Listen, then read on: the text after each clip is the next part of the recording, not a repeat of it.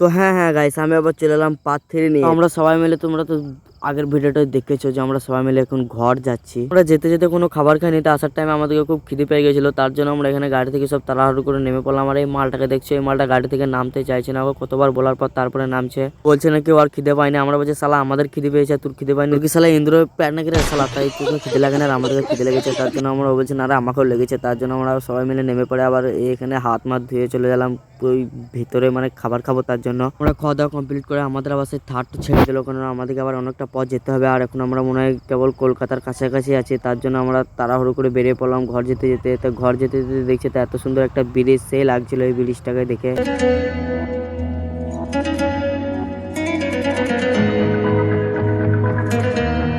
Bridge দেখতে দেখতে এখানে আবার দেখছি একটা মালগাড়ি যাচ্ছে। তো মালগাড়ি দেখতে গিয়ে যে এত বড় একটা জামে পড়ে যাবো এটাও জীবনে ভাবতে পারিনি। মানে দেখো, সে সারাদিন যদি একটা গাড়িতে বসে থাকে তাহলে কিরকম মাথা ব্যথা করবে, তার জন্য মাথাটা যা ব্যথা করছে আর কিছু ভালোই লাগছে না। বেকার এলাম, না হলে অনেক ভালো হতো। তো এখানে দেখছি আমার শ্বশুর আবার আমার জন্য একটা নতুন বিল্ডিং তৈরি করছে, তার জন্য মনটা একটু খুশি খুশি হয়ে গেল। সবাই মিলে এখানে আবার হাওড়া ব্রিজ, মানে না, এই বর্ধমানের ব্রিজে ওভারটেক করছি আমরা। আর আমরা এখানে সবাই মিলে একটু এনজয় করছি, কারণ বর্ধমান বলে কথা, একটু তো এনজয় নিতে হবে। এদের ঘুরে তাকাতে দেখছি তো এখানে আবার বর্ধমান স্টেশনটা, তো এখান থেকে স্টেশনটা যা লাগছিল না, একবারে ফাটাফাটি লাগছিল। তো আমরা এখন ঘরের কাছাকাছি চলে এসেছি, মানে ওই বর্ধমান, হাওড়া, কলকাতা আরো অনেক কিছু করতে কিছু পারমার করে। তো আমরা এখন সবাই মিলে ঘর যাই। তোমরা আমাকে সাবস্ক্রাইব এন্ড ফলো করো, আর দেখা হচ্ছে তোমাদের সঙ্গে নেক্সট ব্লগে। টাটা।